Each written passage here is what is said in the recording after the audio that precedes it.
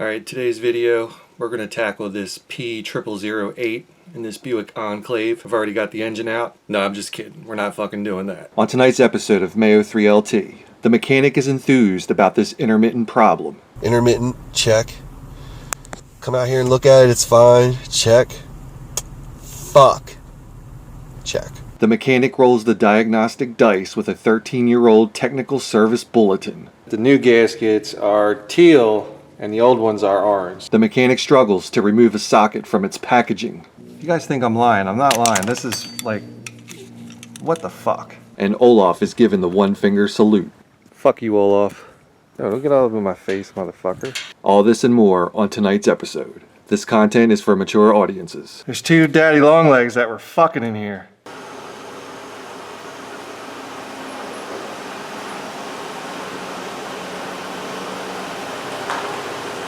This time I'm doing it a little bit differently.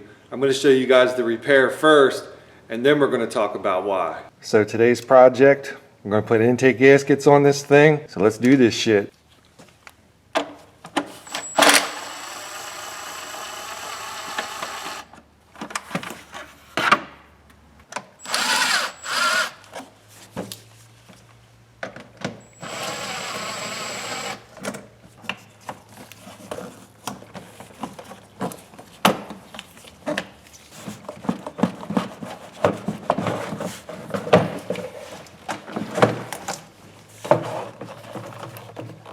So in the grand scheme of things here, everything is pretty much going to come off as one piece. Fuel rails, miscellaneous sensors and shit. So it's just a matter of disconnecting all that crap. And I'll try to point it all out as we go.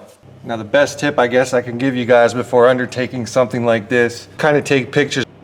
Because this harness might look like it might go over top of this bracket, for instance. Or this line may look like it plugs in somewhere else. If you take pictures of all this shit as you do it, it's going to make everything a lot easier going back together. So it looks like everything that branches off of this harness here is going to have to be undone in some way.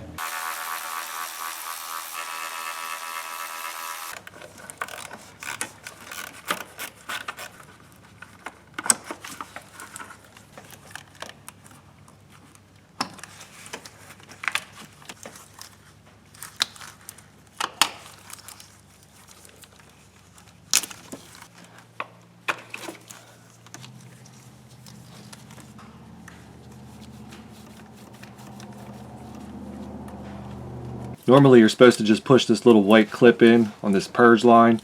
For some reason it wasn't cooperating. I just popped it off, and then of course it came right off.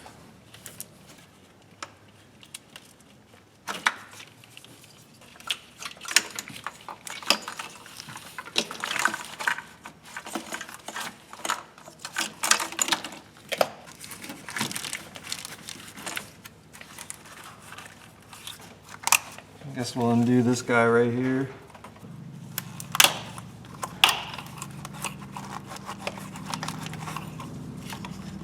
Now, he's taped to this stupid bracket right here.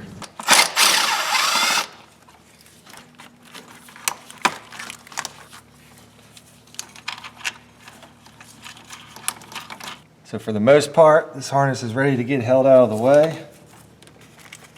Probably unclip him from the alternator as well. I want to give you guys a good look at these stupid injector clips. Alright, so to get these stupid injector clips off, you take Mr. Mini Pick here.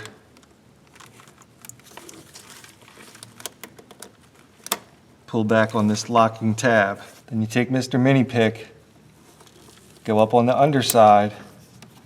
You'll be disengaging the tab. So I took Mr. Pick, I went right in one of these grooves right here and pulled this tab up. And then I took Mr. Pick, I came underneath and pushed this tab up to release it from the injector. There's a little bit of finesse involved. You have to be patient. If you guys only knew how many talentless, unskilled, hack job motherfuckers there are out there that break those fucking clips. So we're just going to go right down the line here. That's why I wanted to show you guys just that one. Because some of these, there's no way I'm going to be able to show you guys that shit. This is the part where people would get pissed off. this goddamn injector. Like, just shut the fuck up. Do your job. Well, this one's being a little bit stubborn. So the first thing I do is I get pissed off. Come on, baby. All right, I was just kidding. I don't really get pissed off. I just got a job to do. Now let's see how far this harness will move. Not very far. Let's unclip this guy. Also, a fun fact about the Tahoe, this alternator was actually triple tested. If you have any problems, you can call tech support. So my harness is pretty much freed up. I don't want this harness getting into trouble, and what I do is I take a bungee cord and kind of just hold it out of the way so it doesn't get in trouble. And I didn't bring any bungee cords with me. So in a pinch, like right now, I'm just gonna take a couple zip ties, kind of daisy chain them together, and make myself one disposable waste of resources harness holder. Oh, not too bad. I wonder how our harness is going to be on this side. To be honest, I don't think it's going to get in too much trouble. So I think we're good there.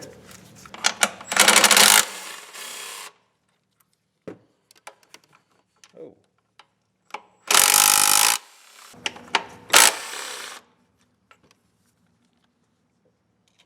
The question is it going to be able to come off without pulling the... Fuck. The answer is no. So we're going to have to make an executive decision here. There's not enough slack on the driver's side to let the throttle body be removed.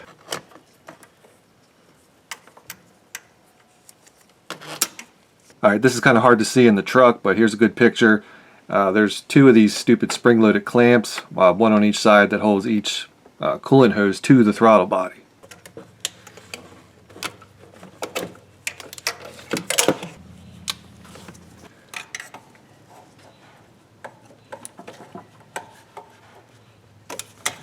Alright, this is going to go one of two ways. It's either going to go really good or really fucking bad. So this isn't my garage, and I'm not trying to make a huge mess. So hopefully a little piece of pig mat under there kind of help. Well, I just heard a little bit of hissing. So I'm going to go ahead and just crack the cap on the coolant bottle. Kind of let that pressure off. And I think we're going to have a new throttle body cleaning video. Because this 5.3 Tahoe is not like the 5.3 Silverado.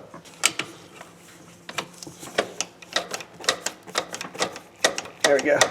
Come on, baby. Come on, baby. Damn, we didn't spill anything.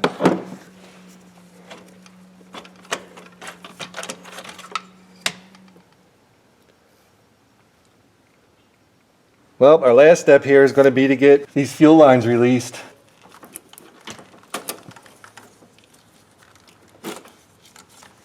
Nothing much to these clips really. Just used fingers of steel, grabbed it up here, popped it loose, and it was able to come out like that.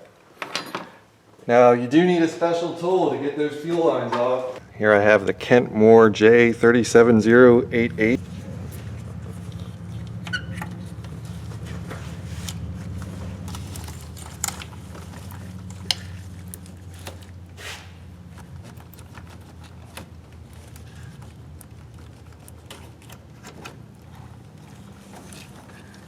I'll spill a little bit of gas, but no problem.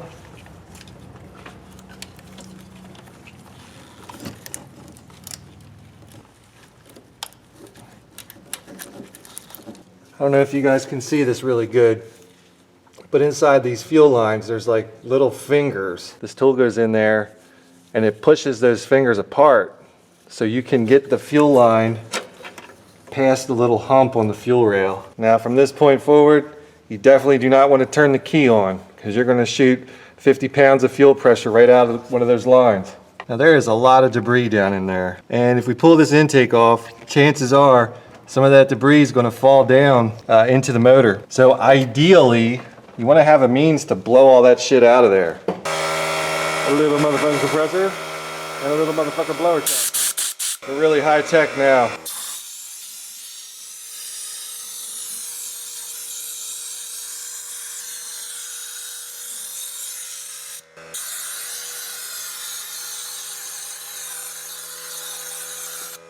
So it looks a little bit better now.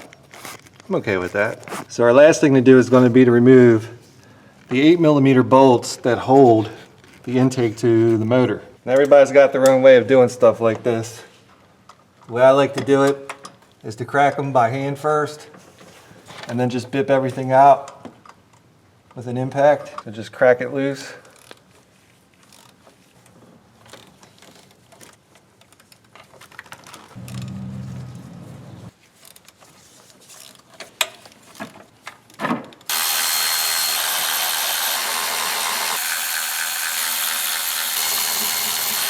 This thing's ready to come off.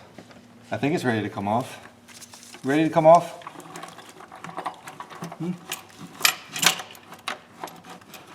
Are you? Oops. Now I could just put this bitch back together and edit it to make it look like I didn't fuck up. But in the spirit of keeping it real with you guys, I didn't see it. Oh well. So now after taking the line off that I forgot,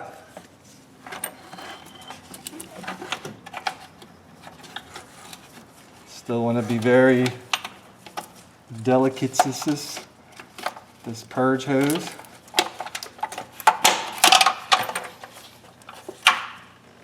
Wow. I only came here to do these intake gaskets, but I'm already here.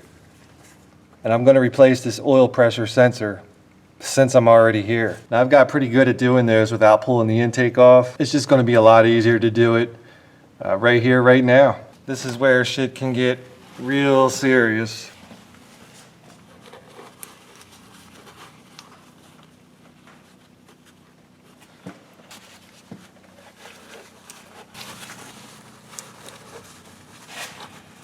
I've seen bolts go down the intake, nuts, clips, a lot of shit. And the fucked up part is, you won't even know it's in there until you fire that motherfucker up. So nothing crazy. I know I've got 8 towels in here. Each towel has 2 sections because there's those little stupid half towels. So when I take this out, I should have a total of 16 half towels or 8 real towels, depending on how you look at it. So since these things are pretty much blocked off, there's no real chance of any debris really getting in there. I'm just gonna go ahead and politely blow this bitch out.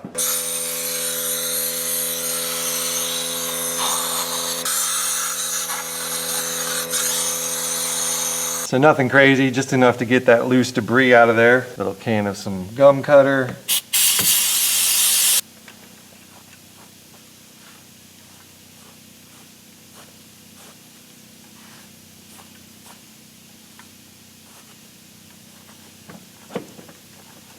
And I'm gonna spend the next couple minutes cleaning this crap off of this thing. So this is what the heads look like with just a little bit of gum cutter and a couple rags. Now with soft ass aluminum heads like this, I don't like using any kind of grinding wheels. 99% of the time, I use a razor blade. It's kind of hard to do a lot of damage with a razor blade like that. We've got a nice chunk that was missed by the gum cutter. Go ahead and take him off. And I'm just gonna keep hitting at it until these things look good enough. I've seen motherfuckers take purple cookies and go crazy on them motherfuckers and then wonder why they have problems afterwards. Now this dumb motherfucker will tell you all kinds of crazy shit. It might tell you stop engine, no oil pressure. It might tell you your oil pressure is reading like 80 PSI, key on, engine off. It might do a lot of shit. That is our oil pressure sensor. Now while you could very well change this thing with the intake on with a little bit of maneuverability, double jointedness, things like that, I'm replacing it anyway. Because I am not going back in here. So here I have our GM12616646. Now I wanted to show you guys my super awesome oil pressure sensor removal tool, but I don't think that's very do-it-yourself friendly. So I went to AutoZone and bought a Duralast 1 1/16 inch deep socket.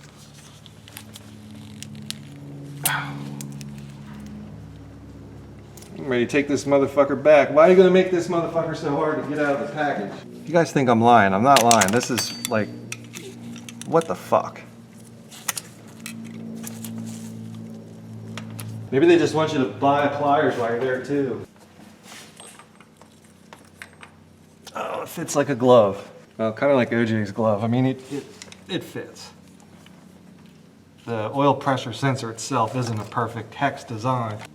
Why would you go and replace the oil pressure sensor if it's not bad? Because I don't want to do this shit twice. Look, I mean, this is going to take me an extra, what, 2 minutes? In fact, it probably took me longer to get the Duralast socket out of its packaging than it will be to actually replace this sensor.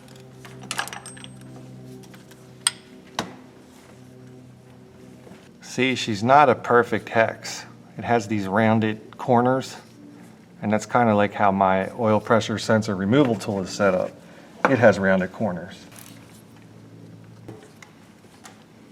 But my fancy oil pressure sensor removal tool probably costs about 4 times as much as this 1 1/16 inch socket I bought at AutoZone this morning.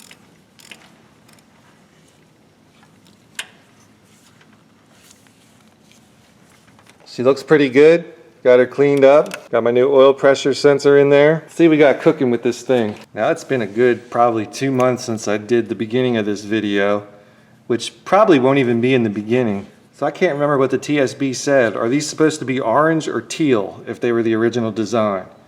I don't really remember. It's possible that we're not going to see anything terribly wrong with it.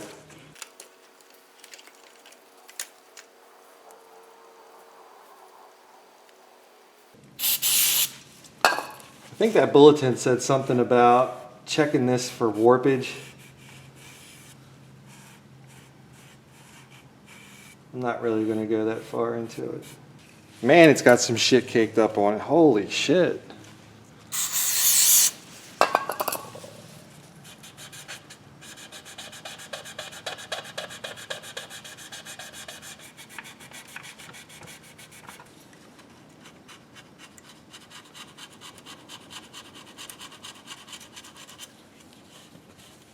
Non-returnable if seal is broken. Well, fuck you.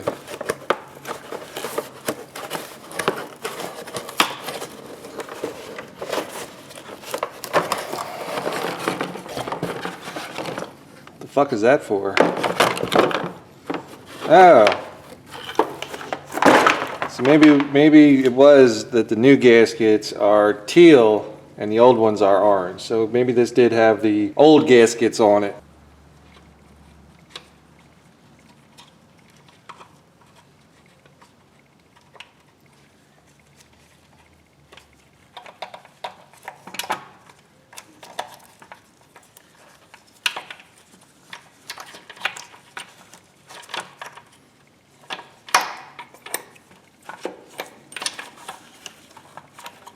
Alright, well don't stay up in there, you fucking asshole.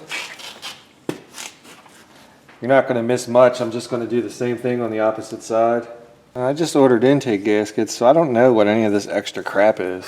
We have EGR valve, EGR tube, 2 intake. Alright, the moment that nobody's been waiting for. I'm going to pull these paper towels out.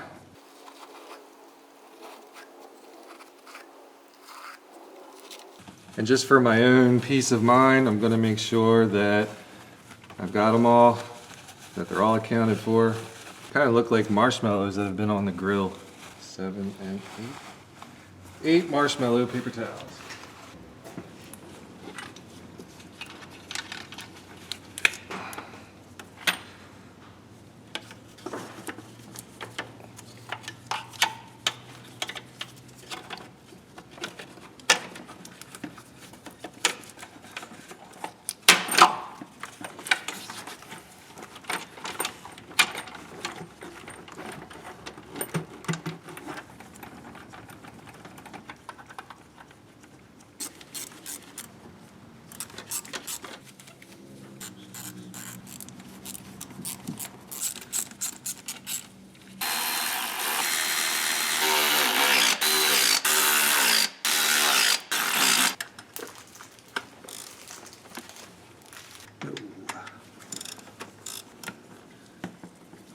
At least I don't have to get my tripod something on Valentine's Day. Oh, so she's the other woman. Tony's the other one. I wasn't pointing at your face, damn it.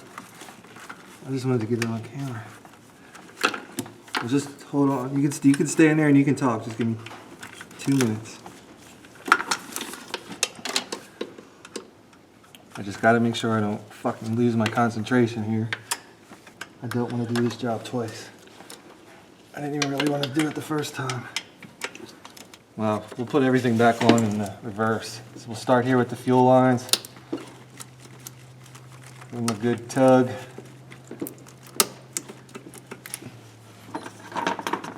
We'll put our clips back on.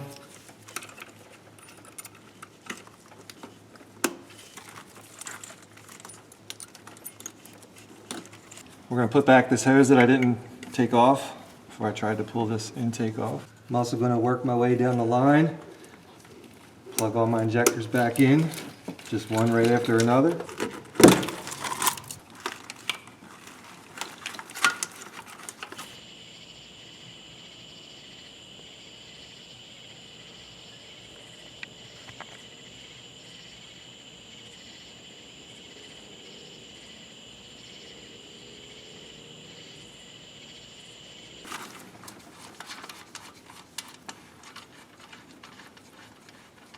Take Mr. 10mm, put our harness back down.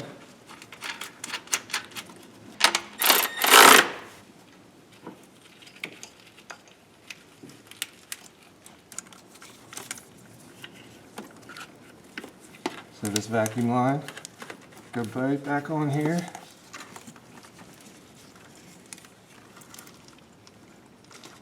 Once again, I'm going to go down the line. Plug these injectors back in. Might be hard to see from that camera angle. I can't even see them from where I am.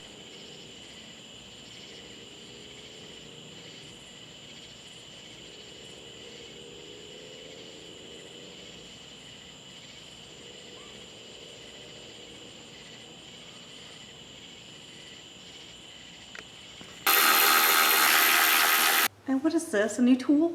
No. Everything looks cool there. Everything looks cool on this side. But the fun thing about this is if I did leave something unplugged, the check engine light would definitely tell me about it. And I'm prepared for that. Probably should clean this throttle body since I've already got it off, but I'm not going to. And the reason is the throttle body cleaning has to be its own video, and I really don't have time to do that shit today.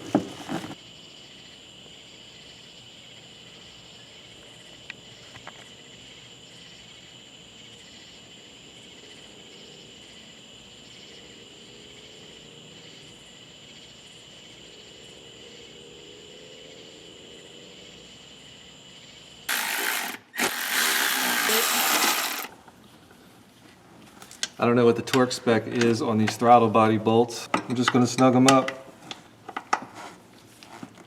Just a little,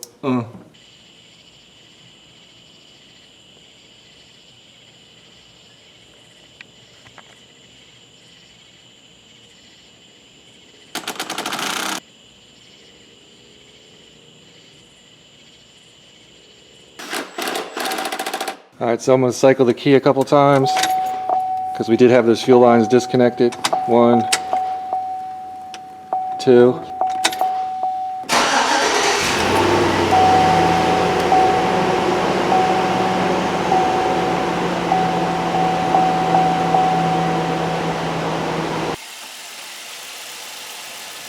I always like checking the fuel lines just to make sure they were seated fully.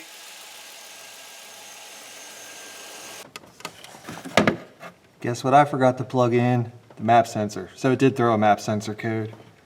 Told you guys, if you didn't hook something up, the truck will pretty much tell you. So this is what happens when I come out and look at this truck. It's fine, there's nothing going on. I can hook the fuel pressure gauge up right now and it's fine, there's nothing going on.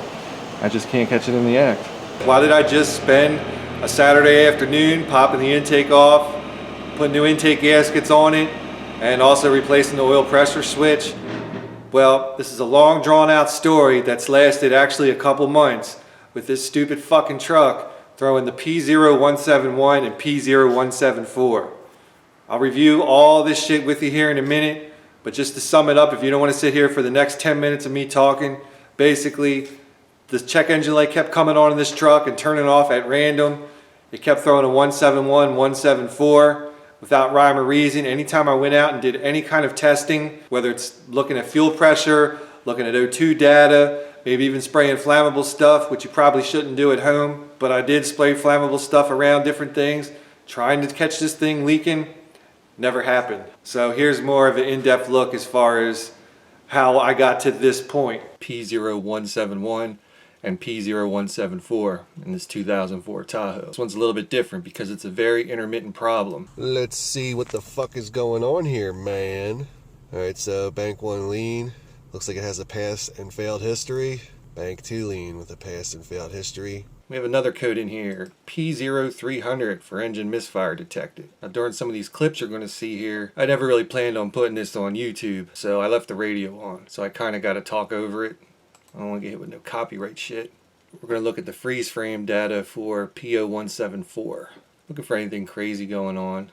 And you can see the long terms on bank 1 and bank 2 are maxed out at 25%. So you can see out of the last 24 drive cycles, it passed 19 times and it failed 5. Another thing worth noting here, the mileage since first failure, 208 miles, and the mileage since last failure was 6 miles. All right, now we're going to look at the freeze frame data for P0171. Again, I can see right here, long-term fuel trims, bank 1 and bank 2 are at 25%. Does this look familiar? Out of our last 24 drive cycles, passed 19 times and we failed 5. Our mileage since first failure, 208 miles. Mileage since last failure, 6 miles. So whatever's going on with this thing, it's affecting both banks at the same time, and that's pretty important. Right now, if the truck's still running, I'm looking at fuel trim data, and everything's pretty much normal. Plus or minus 10 is considered acceptable.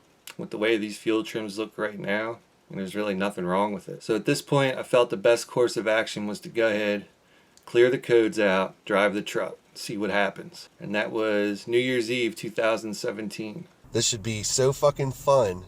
I should pay to work on this. So over the course of January, very intermittently, the check engine light would come on, and during the course of the day, driving or whatever, it would just go out on its own. As far as I know, the truck didn't run bad at all, even when the check engine light came on.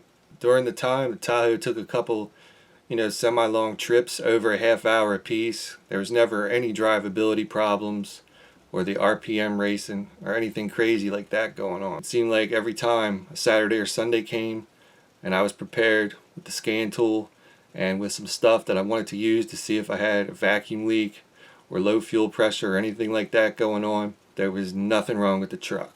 Nothing could make this problem duplicate itself. So yesterday, which was the 17th of February 2018, I drove this thing to work because it needed an oil change and it was too cold to do it outside.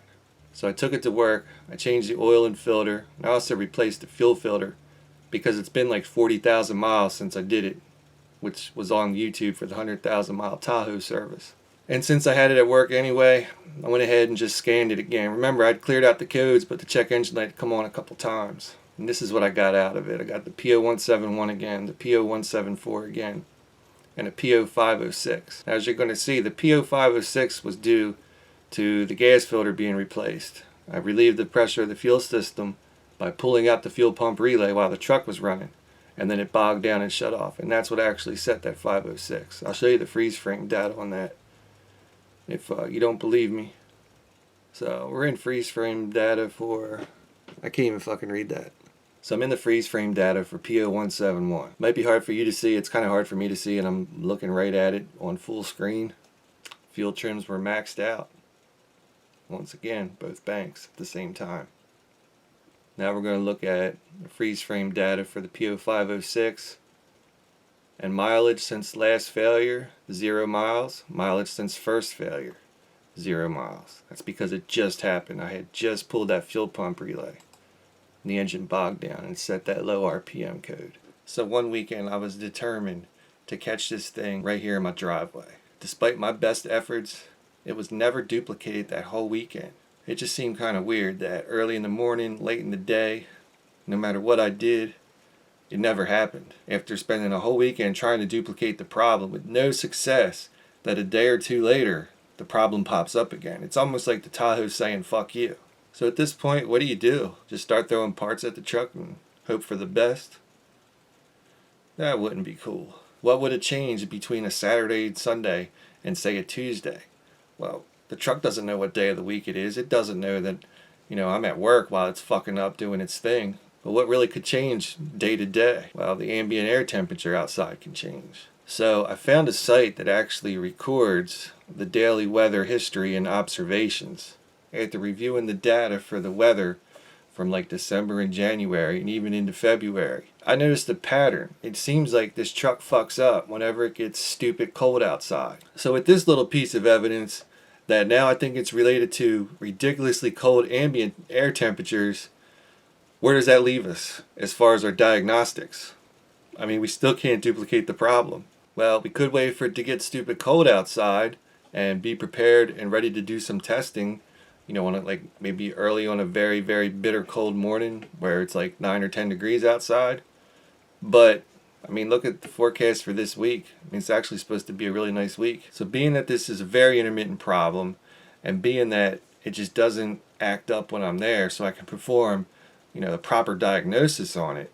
My hands are kind of tied, but at the same time, it's almost like I got to do something, you know what I mean? I'll turn to the internet. It looks like the internet has a lot of stuff about this, but some of this stuff, they're actually able to duplicate it in real time. Well, that doesn't apply to me. I can't duplicate it. Wow, some of these discussion forums are just horrible.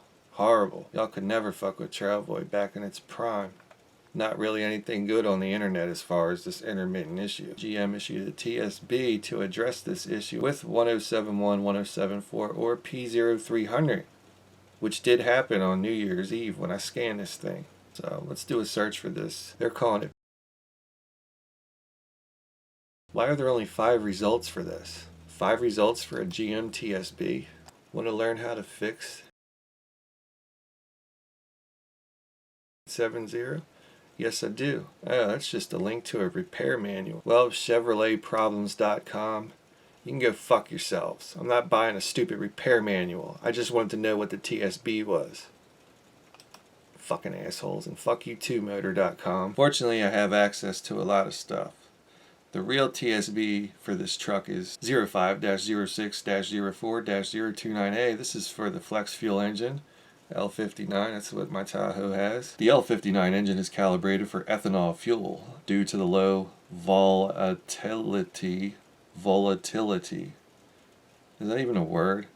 Due to the low magic word of ethanol, the PCM provides higher fuel flow through the injector, which may pull on the upper manifold to head gasket material. Over time, usually 12 months and longer, the gasket material may degrade, resulting in an unmetered air leak. Unmetered air leak, eh? Correction, replace the upper intake manifold gaskets with the teal-green gasket material. May also apply to the following engines using regular fuel. The 4.8, the 5.3, the 6.0 with the 8th digit of the VIN being V, T, P, U, or N. So if it's saying that it can cause an unmetered air leak, it could definitely be what's going on. Hands are kind of tied. So what do?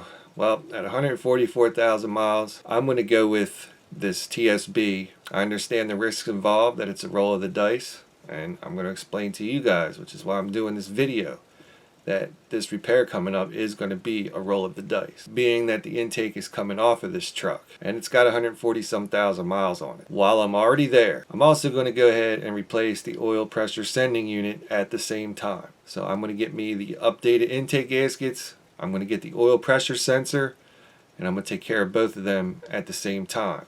Hopefully in between now and spring, the temperature will get stupid cold enough again, because that will be the only way to verify that this worked. And yes, I'm rolling the diagnostic dice. I really wanted to give this thing like a good month since I did it. Just come back, scan it, see if I've got codes in it. So let's just see what we got going on.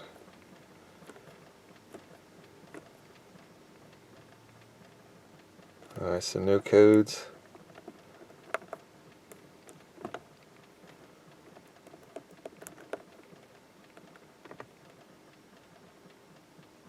Just so you guys don't think I just came out here and cleared the codes before I pulled this camera out. All the monitors have run, including Catalyst. Now I can trick evap and make evap run with my scan tool, but I didn't do it, you know what I mean? It's legit. So it's been a month since I did the intake gaskets on this thing. It's been 1 month. I wanted to give it a month from the time I do the intake gaskets, come back in a month, make sure I got no check engine light coming on, make sure I got no codes. Now the thing is that the ambient air temperature did not get to like something stupid like 9 or 10 degrees, you know what I mean? Take for instance where it was like 24 drive cycles I think it was, and it passed 19 times and it failed 5. Well, we don't know exactly when those 5 times were. The ambient air temperature might not have been 9 or 10 degrees. We were just going by when the light came on. Sometimes the light doesn't come on right away. Sometimes certain criteria has to be met before it actually turn that check engine light on. Cars aren't perfect, neither am I. I don't have the answers for everything. If I've given anybody the impression that I do have the answers for everything, I'm sorry that I gave you the impression that I had answers for everything, because really I don't, you know what I mean? And this is just a perfect case in point right here. I get a little bit tired of the check engine light came on again, and then I gotta go out and scan it. It's the same fucking codes. I'm sorry I don't have an answer. We'll roll the fucking dice and we'll do a 13-year-old technical service bulletin and see if that fixes it. I will say this though, it was refreshing to see that this thing did have the original design intake gaskets on it. I'm a little bit more confident that, having the updated gaskets on there, could correct the problem.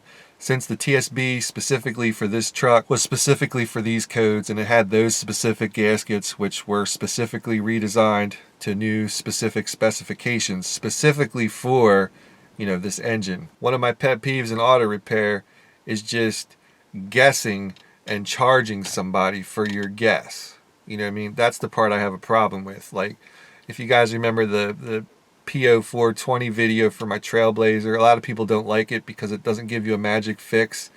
But the whole point of that was you should not be paying somebody $100 to plug a fucking code reader in and say, oh, needs a catalytic converter, with no diagnostics whatsoever. If somebody's going to guess, they should not be charging for a guess.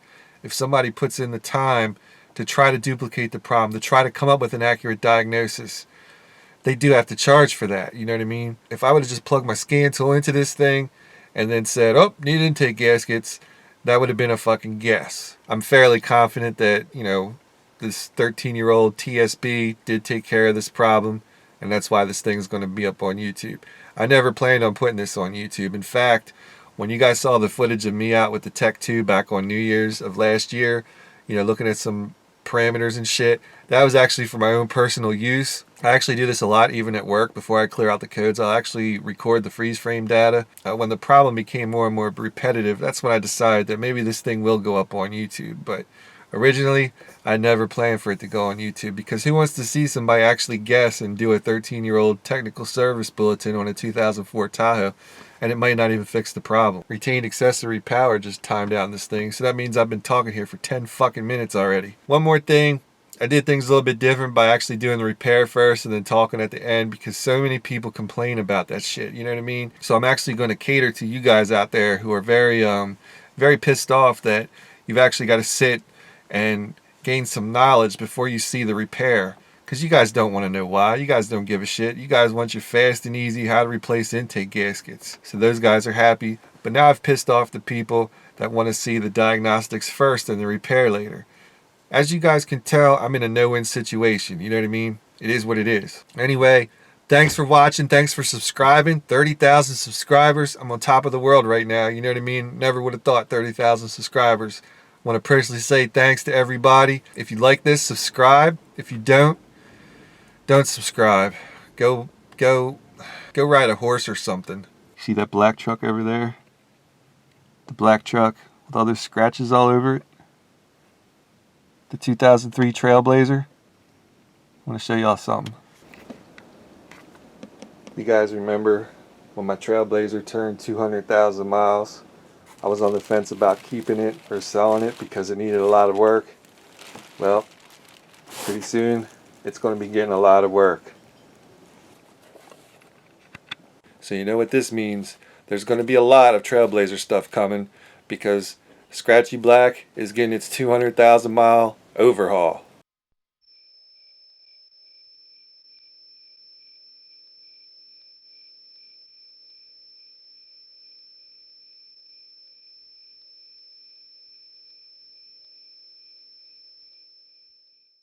Well, today's car is a Ford Fusion. It's telling me it needs an oil change. Well, fuck your oil change, Mr. Car. Because we've got something important to talk about. What's the protocol? What? Why'd you vibrate, Dick? What's the protocol when a woman has a very, very excessively large tattoo on her chest? Like, is there a protocol for that? I've been with the same woman and married for like 15 years, so I wouldn't know anything about that. But what's the protocol for that? Because I'm seeing it more and more.